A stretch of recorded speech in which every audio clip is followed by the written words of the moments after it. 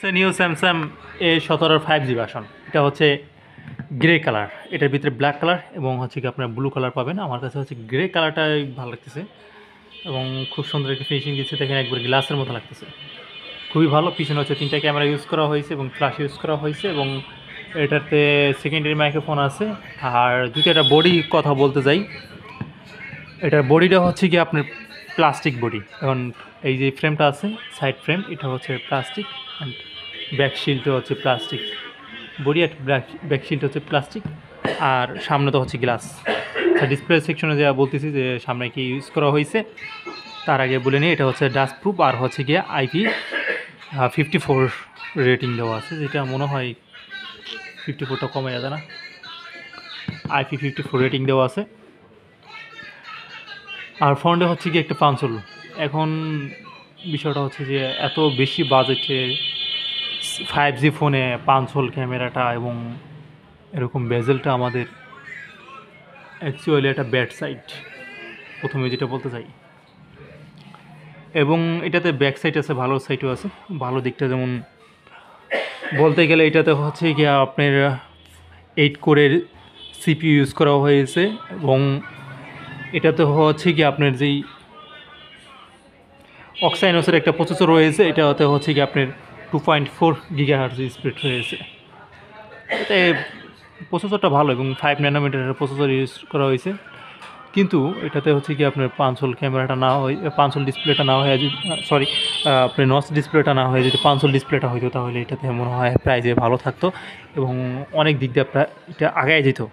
But এটার 5 nanometre processor, 64 বিটের, এটার দিকে চিপসেট হিসাবে খুব ভালো একটা চিপসেট ইউজ করা হয়েছে এবং সেই লেভেলের একটা ডিসপ্লে ইউজ করা হয়েছে, যেমন সুপার অ্যামোলেড ডিসপ্লে। এটাতে হচ্ছে সুপার অ্যামোলেড ডিসপ্লে 6.7 ইঞ্চ, 385 হচ্ছে এটা ডিসপ্লে ডেনসিটি পিপিআই যেটা ওটা, এবং এটাতে হচ্ছে কর্নিং গরিলা গ্লাস বিগটাস ইউজ করা হয়েছে ডিসপ্লেতে, সেই লেভেলে একটা প্রোটেকশন দেওয়া হয়েছে কর্নিং গরিলা গ্লাস বিগটাস।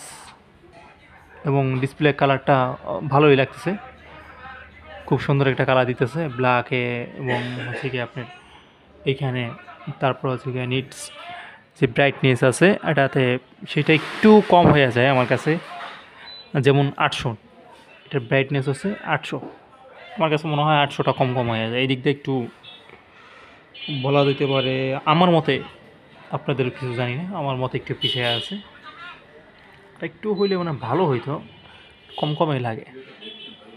25-30 হাজার টাকার ফোন, যা জায়গা অফিসিয়াল ফোন বলতে একটা কথা আছে, এবং এটাতে কিন্তু আপনার 19 হার্টজের রিফ্রেশ রেট ইউজ করা হয়েছে। এই প্রাইজে অন্য জায়গায় আমরা দেখতে পারবো যে 120 হার্টজ রিফ্রেশ রেট ইউজ করা হয়েছে, সেখানে হচ্ছে গিয়ে এই ফোনটাতে 19 হার্টজ রিফ্রেশ রেট আছে। তারপর যদি আমরা একটু মেইন ক্যামেরায় বলতে চাই, মেইন ক্যামেরাতে আচ্ছা রেজুলেশন কথা পরে আসে, আগে একটু দেখাই দিয়ে আসি যে মেইন ক্যামেরাতে কী ইউজ করা হয়েছে। মেইন ক্যামেরাতে হচ্ছে কি একটা প্রাইমারি ক্যামেরা হিসাবে ইউজ করা হয়েছে 15 মেগাপিক্সেল, এবং হচ্ছে গিয়ে আপনার আলট্রা ওয়াইডে 5 মেগাপিক্সেল, এবং ম্যাক্রোতে হচ্ছে গিয়ে আপনার 2 মেগাপিক্সেল, এবং ফ্ল্যাশটা তো আপনি দেখতে পাচ্ছেন, এটাতেও ভালো সেলফি তুলতে, ভালো ছবি তুলতে পারে। এবং এটা রেজুলেশনটার দিকে এটা একটু পিছিয়ে আছে, যেমন এটাতে হচ্ছে কি আপনার ভিডিওতে 30 FPS, মানে এইচডিতে 30 FPS, 1080-তে 30 FPS পর্যন্ত ইউজ করতে পারবেন, যেটা আমার কাছে মনে হয় যে 25-30 হাজার টাকা একটা ফোন, সেটাতে হচ্ছে কি আপনার 1080-তে 30 FPS, এটা খুবই কম লাগে। অত টাকা একটা ফোনে 1080-তে 30 FPS পাচ্ছেন।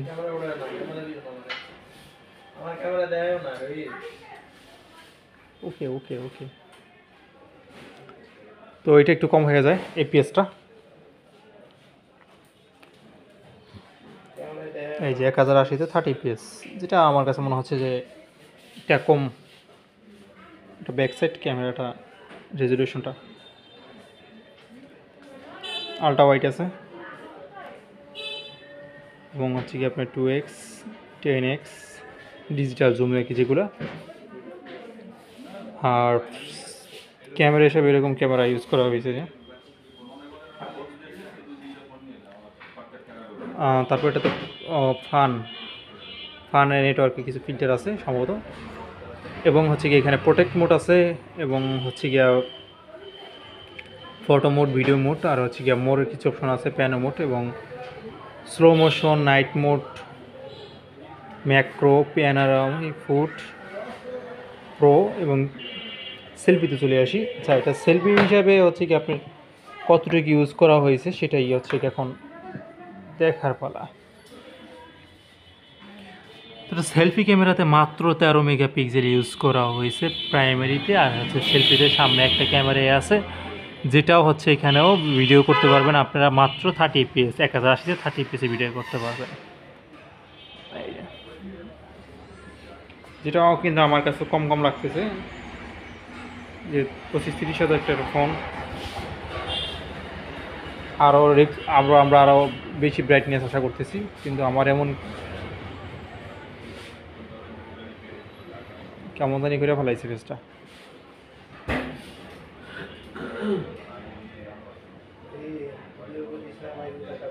কেমন জানি লাগতে হয়েছে, বুঝলাম না। ফটো মোটো তো কেমন জানি লাগতেছে।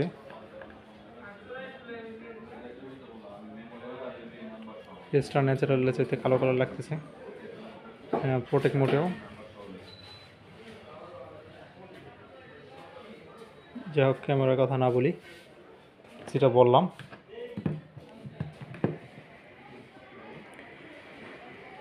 আচ্ছা, তারপরে কি আছে, তারপরে হচ্ছে গিয়ে আপনার ব্যাটারি 5000 এমপিআর অ্যান্ড 25 ওয়াটের ফাস্ট চার্জার, আর হচ্ছে র্যাম হচ্ছে 6 GB।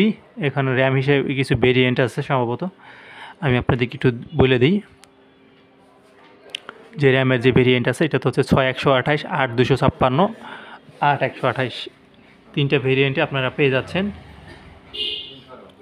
এটা র্যাম এবং পর্যায়ক্রমে এটা র্যামের কারণে হচ্ছে কি আপনার দামটাও যেটা আছে ওটাতে ডিফারেন্স থাকবে, এবং এইটাতে হচ্ছে গিয়ে টাইপ সি দিয়ে আপনাকে ইউজ করতে হবে। যেমন এখানে সেকেন্ডারি মাইক্রোফোন আছে, এখানে হচ্ছে কি আপনার স্পিকার অ্যান্ড হচ্ছে প্রাইমারি মাইক্রোফোন, আর হচ্ছে টাইপ সি, এবং হেডফোন পোর্টটা আপনার যদি ইউজ করতে হয় তাহলে আপনার হেডফোন পোর্ট 3.1mm যেটা আছে ওইটাতে ইউজ করতে পারবেন না, আপনাদের অবশ্যই ইউজ করতে হবে টাইপ সি হেডফোন পোর্ট। আর এটার ফিঙ্গারপ্রিন্টটা হচ্ছে এখানে পাওয়ার বাটনের উপর।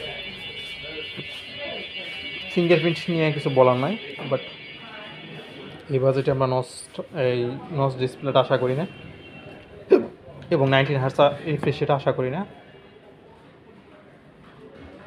এবং ক্যামেরা সেকশনে আরও আপডেট আশা করি। তো এই ছিল ওইটা নিয়ে হচ্ছে গিয়ে টুকটাক একটা রিভিউ দিলাম, আপনাদেরকে একটা ধারণা দিলাম, আর হচ্ছে গিয়ে এটার প্রাইস দেখাই দিই। এটা হচ্ছে আপনার বর্তমান প্রাইস,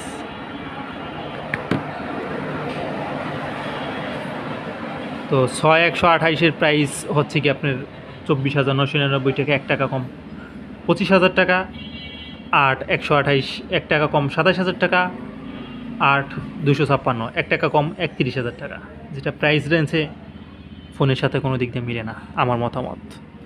আপনাদের মতামত কমেন্টে দিবেন। ধন্যবাদ, আপনাদের মতামত দেওয়ার অপেক্ষায় রইলাম।